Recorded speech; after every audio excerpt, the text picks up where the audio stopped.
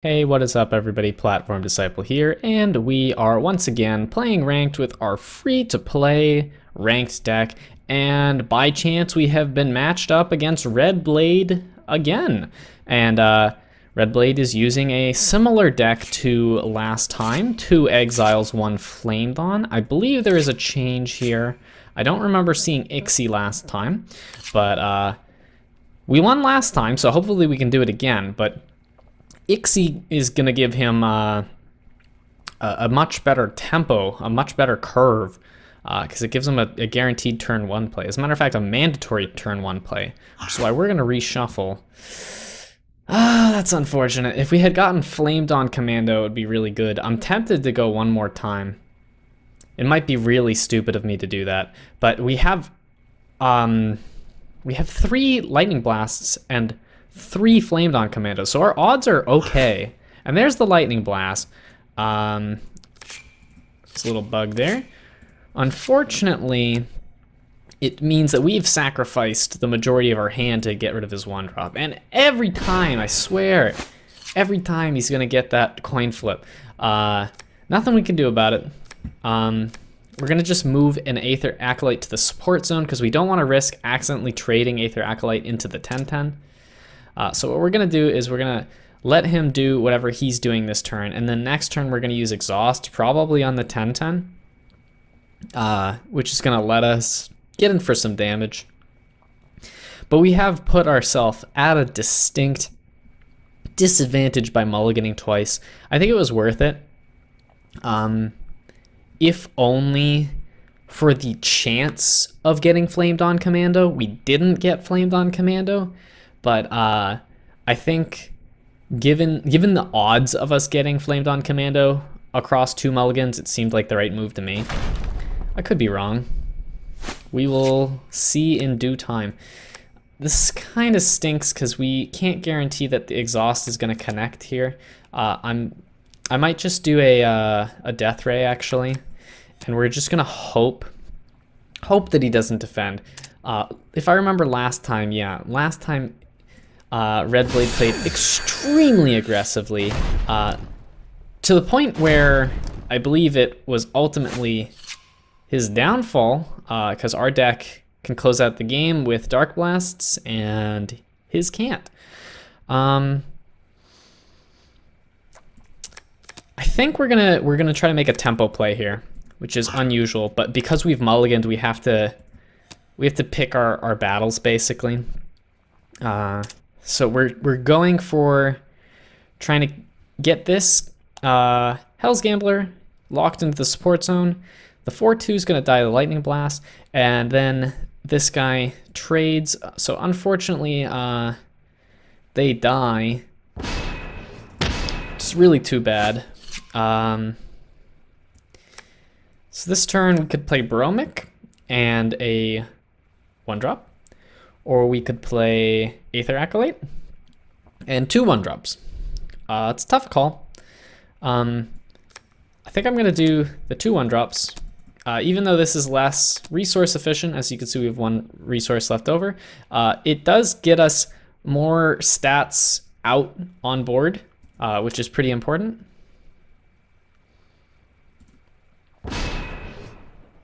Brief Visit to Torment, that's interesting. So that card is going to take his 6/6 out for 1 to 3 turns, and then it's going to come back with double health and power. We're hoping it stays out of the game for a long time. I suppose that's kind of obvious, but the longer that thing is out of the game, the better for us. We're going to line things up like this. Actually like this. So, no. This is a tough call. So, because we got to think about what kind of removal is he going to use to kill Aether Acolyte. He could splat, but that requires him to sacrifice a character, so I doubt that. Or he could demonize, which would turn it into a 5/5, which is ultimately going to have 7 power because of Bromic's effect. So between Flamed On Commando and the 5/5, it would kill the 10/10. If he coin flips and wins the coin flip, though, we would want another 7 power. So I think we'll do this. All right, interesting. Spontaneous combustion. That's unfortunate that it got one of our characters. If we had gotten lucky, it could have distributed the damage more evenly in a way that would have resulted in almost none of our characters or none of them dying. I think we're just gonna Dark Blast. We're out of cards in hand, which is bad, but we have a pretty solid board, and Aether Acolyte is going to have 12 power, which is going to be enough to trade with Paladin of the Flame Dawn, and if it doesn't, then we follow up with 3 6/6s, or excuse me, 6 2s, not 6 6s, which results in trading 2 for 1, which is not bad given that the 12/12 that he's got is essentially kind of like 2 cards. Because and just to explain what I mean by it's kind of like 2 cards, is that he played 1 card and then Brief Visit to Torment. Now, unfortunately, we're in a position where if we leave our guys in the assault zone, we will lose things, and we're not going to get much for it. So we're actually just going to draw cards here. Recycle was not a good draw for us. I think we'll recycle the Dark Blast though. And the reason why I'm saying recycle is not a good draw for us is because we can already do the recycle effect by paying 3 and putting something back in our deck. So recycle doesn't really do anything here, except put Dark Blast into our deck, which admittedly is not bad because we don't need that many Dark Blasts to end the game.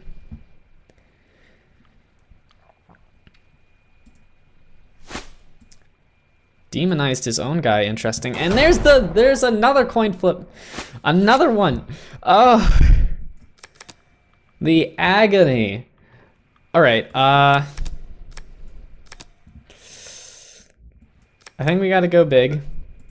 We don't need to get in for much damage here. Actually, as a matter of fact, do we even play Bromix Banner? It's risky to not play Bromix Banner because he could move Paladin and the Flame Dawns. I think we play it. And we could reshuffle Dark Blast, but as you know, it only takes 1 or 2 Dark Blasts, provided that Bromic connects.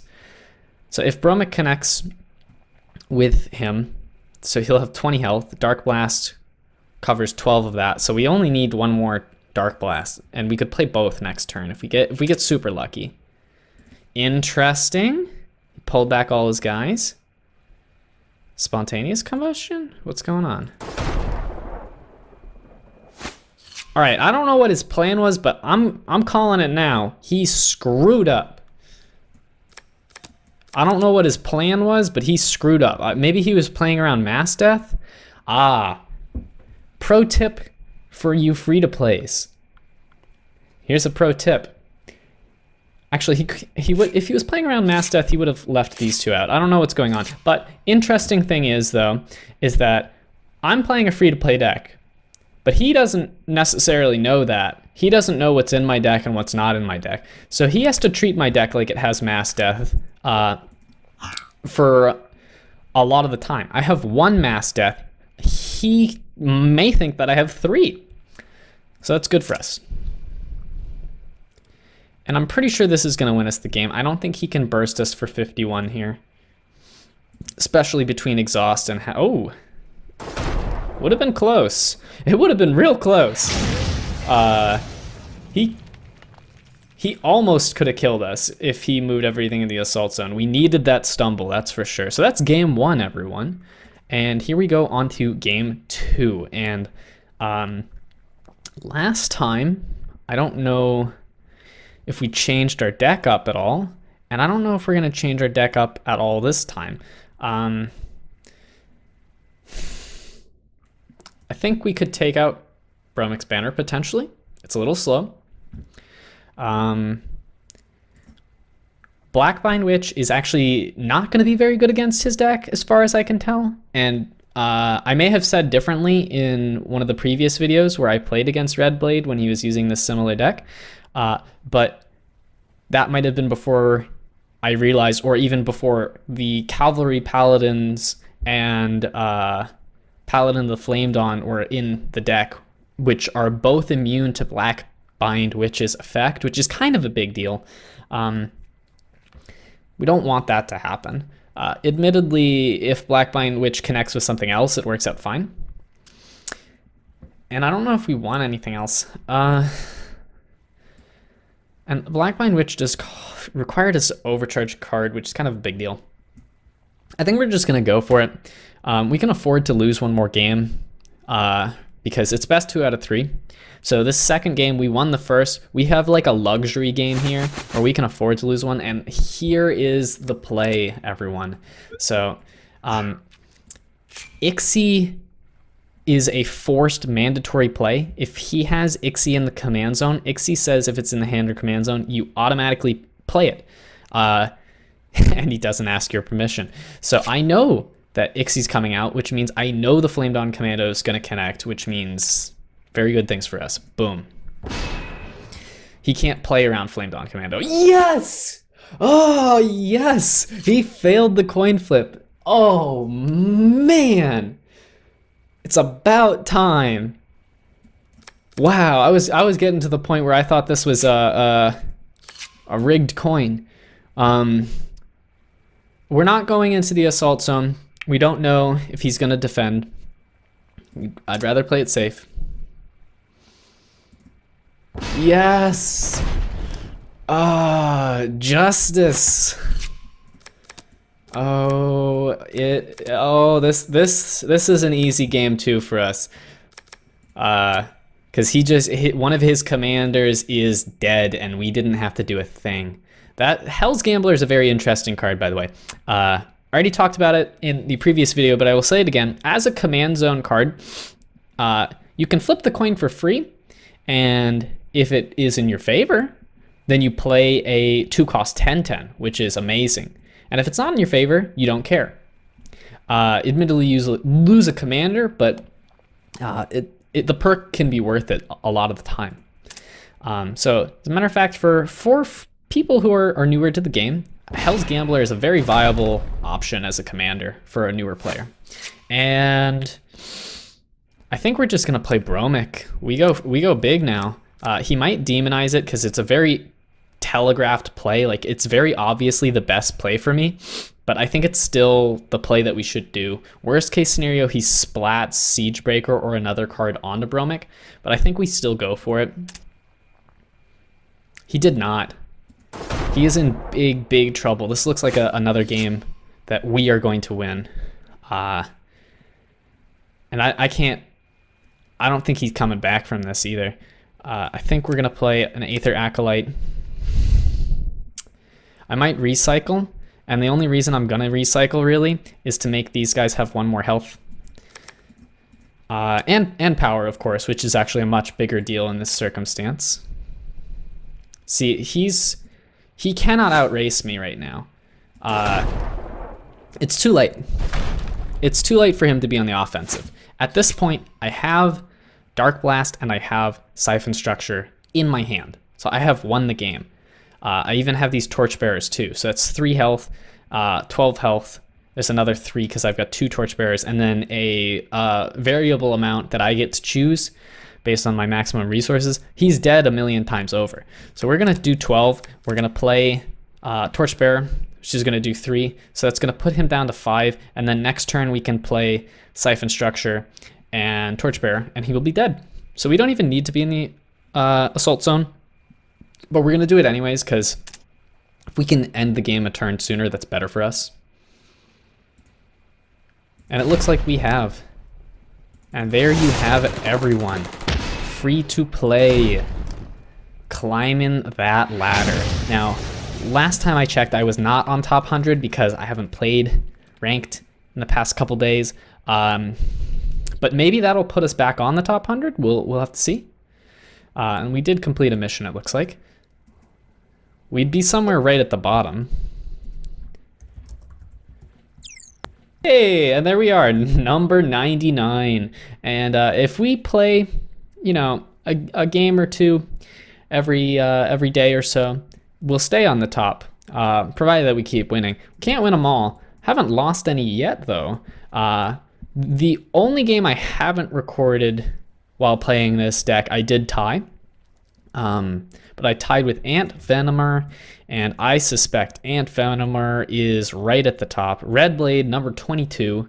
So Red Blade's up at the top. Ant Venomer, number 9. So these are other players that are pretty serious about the game that we're playing against with a free-to-play deck.